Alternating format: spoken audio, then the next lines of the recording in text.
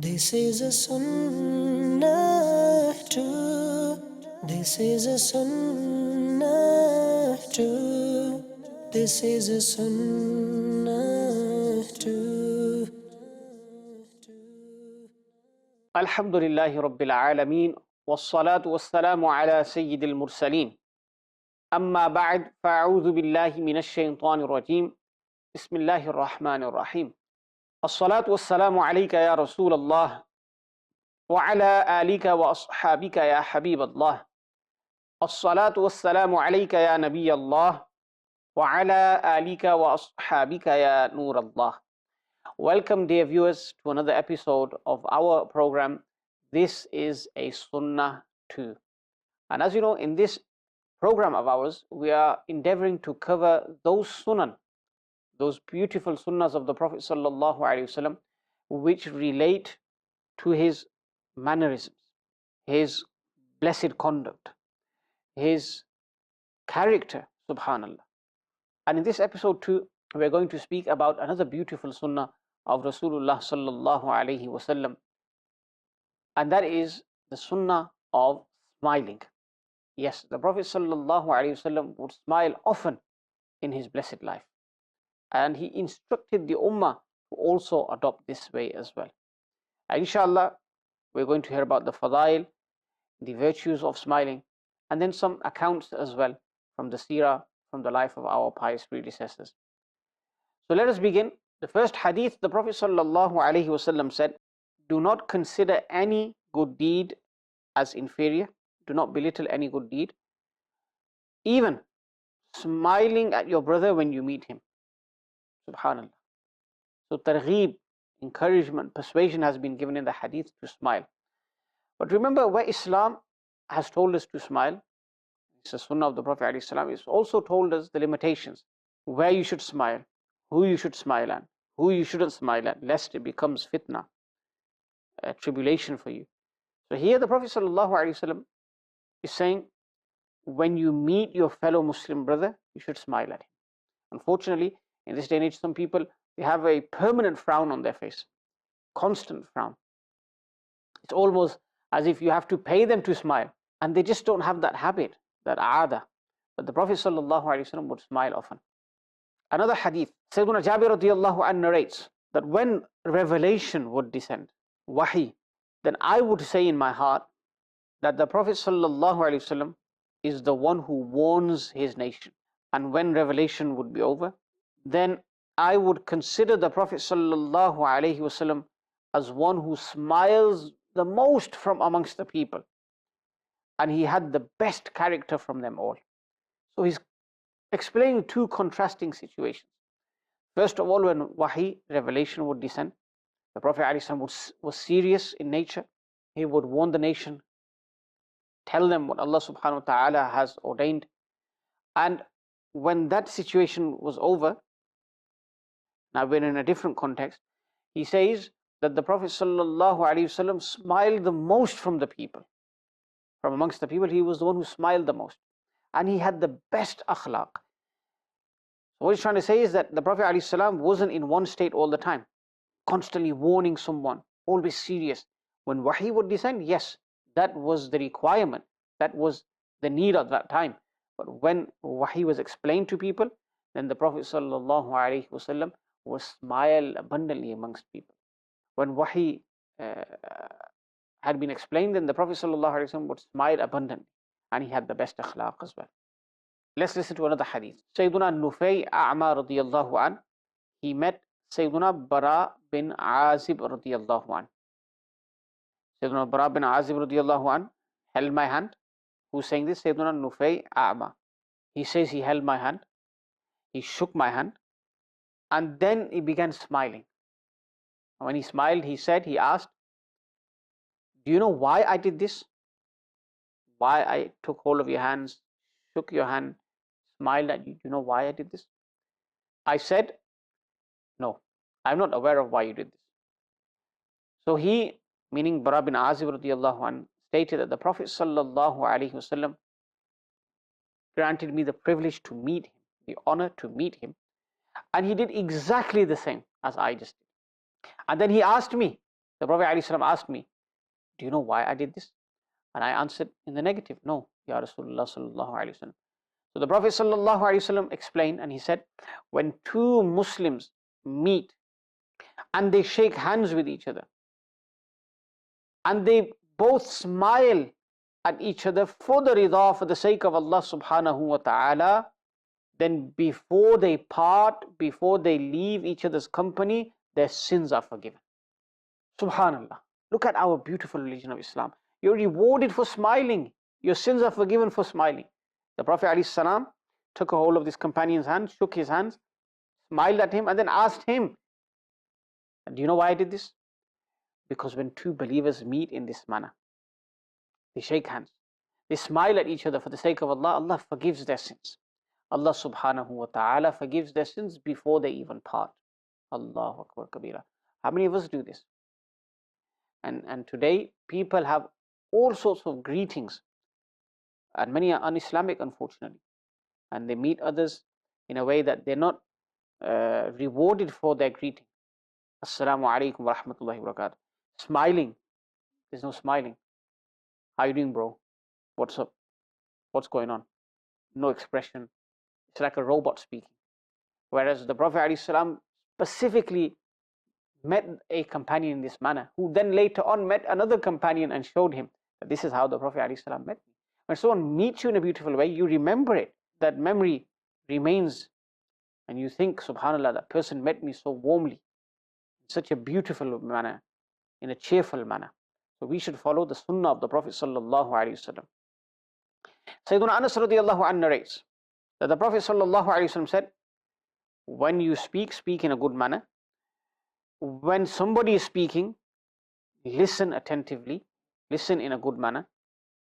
When you meet someone, smile at them. And fulfilling an oath is from the akhlaq, the character of a believer. Again, another hadith where the Prophet ﷺ is stressing upon smiling at your fellow Muslim brother. Sayyidah Aisha radiallahu anha, she describes the manner in which the Prophet ﷺ would smile. She says, I never saw the Prophet ﷺ smile to the extent that his throat became visible, the root of the tongue towards the throat area.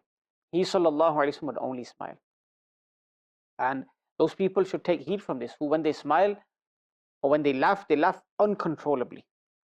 You could see everything in the mouth region, and it shouldn't be like that. It should be controlled. The Prophet ﷺ smiled, but what does say the Aisha radiallahu anha state? That it wasn't to the extent that the throat area became visible.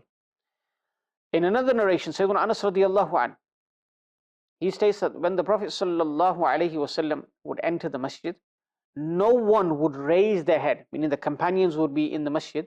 Nobody would raise their head to look at the blessed Prophet sallallahu alaihi wasallam except for Sayyidina Abu Bakr and Sayyidina Umar radiallahu anhuma, the Shaykhain. They would look at the Prophet alaihi salam and smile, and the Prophet alaihi salam would reciprocate. The Prophet alaihi salam would smile at them as well. SubhanAllah, imagine that beautiful scene. The Prophet alaihi salam enters the majlis, the masjid rather, and the Sahaba are seated. Only Sayyidina Umar, Sayyidina Abu Bakr radiallahu anhuma would look at the Prophet sallallahu alaihi wasallam. They would smile at the Prophet sallallahu alaihi wasallam. The rest of the companions wouldn't. And the Prophet alaihi salam would smile at Sayyidina Abu Bakr and Sayyidina Umar radiallahu anhuma as well. Subhanallah. Sayyidina Abu Umama radiallahu anhu, he states that the Sahaba radiallahu anhum ajma'in, the companions of the Prophet alaihi salam, they would mention poetry. They would recite poetry in the court of the Prophet sallallahu alaihi wasallam while smiling, and the Prophet alaihi salam would also smile. Subhanallah.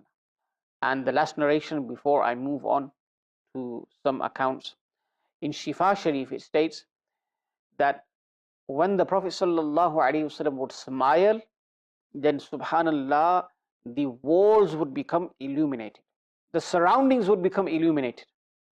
This is why, this is because the Prophet alaihi salam, subhanallah, his smile was nurani.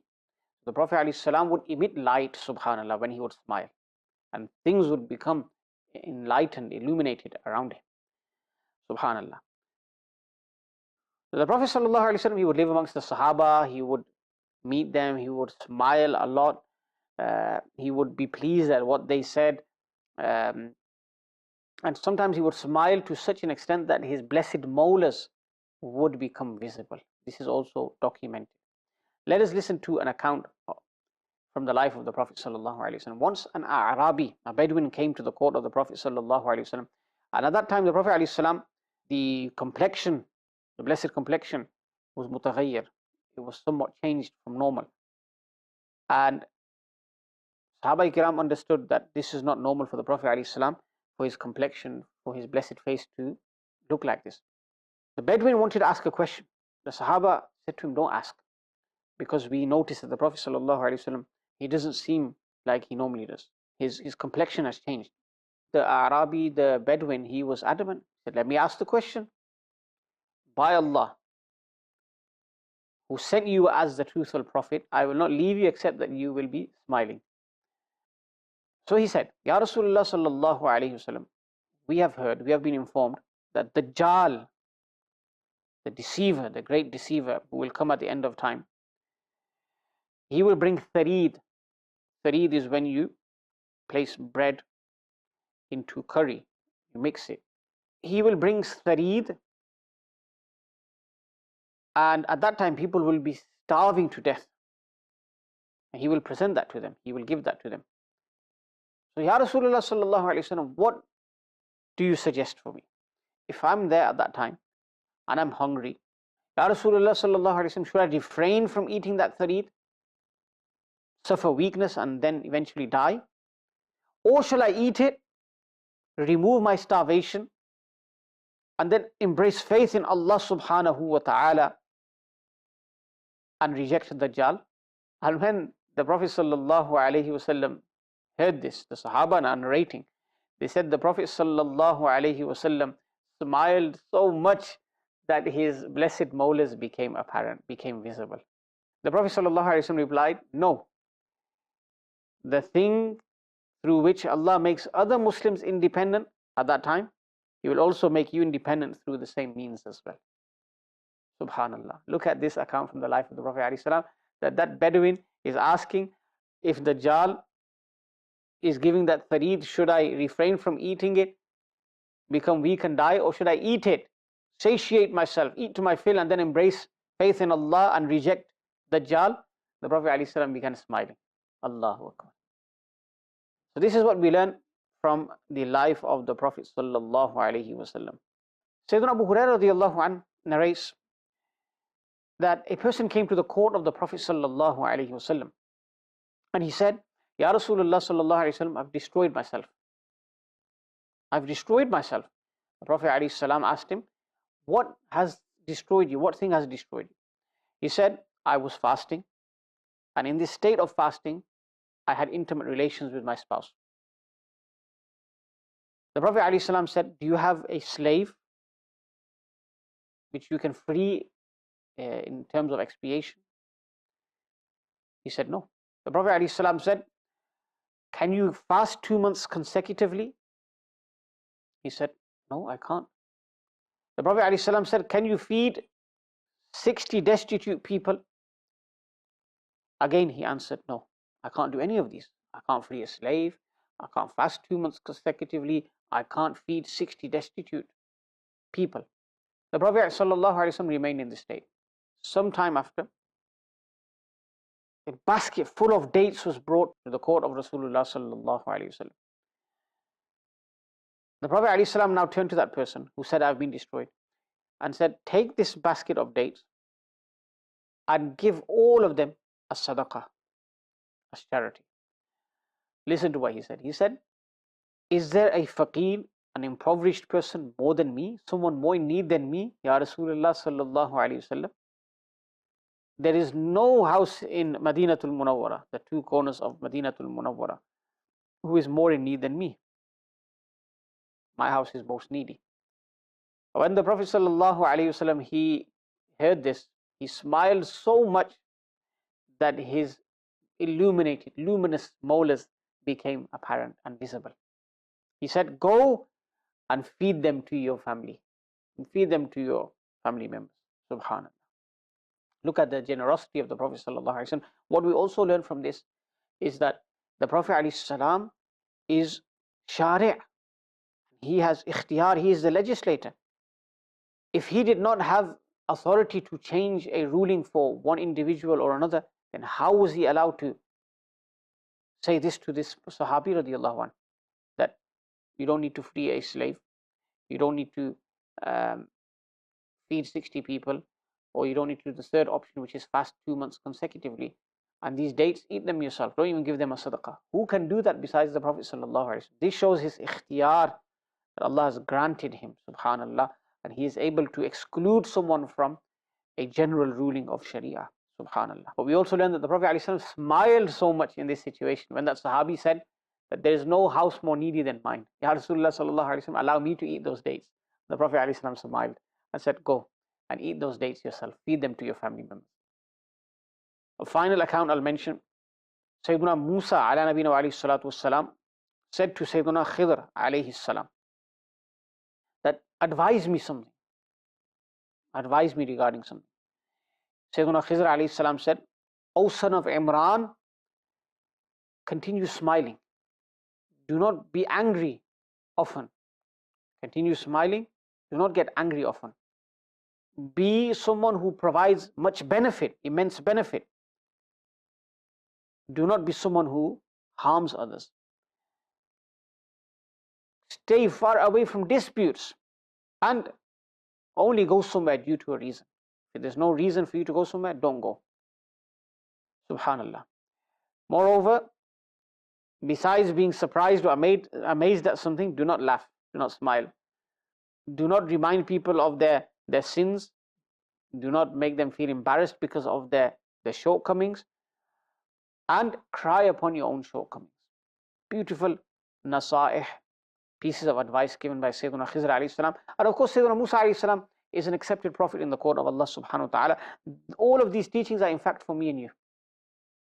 What was said? Number one, continue smiling. Don't be angry often.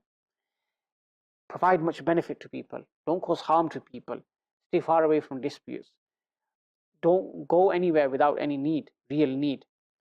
And besides hearing or seeing something which is astonishing, amazing, don't laugh, don't smile. And do not embarrass people because of their sins, because of their shortcomings, and cry over your own shortcomings. This is what we need to do in our life. And one of the things that was mentioned is continue smiling. So subhanAllah, we heard in this episode that smiling is a sunnah of the Prophet sallallahu alaihi wasallam. And if we don't have a habit, we have to force ourselves.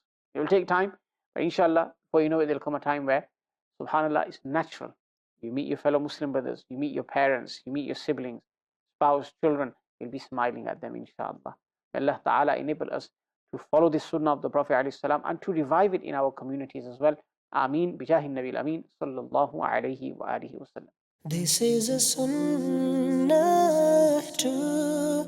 This is a sunnah too. This is a sunnah too.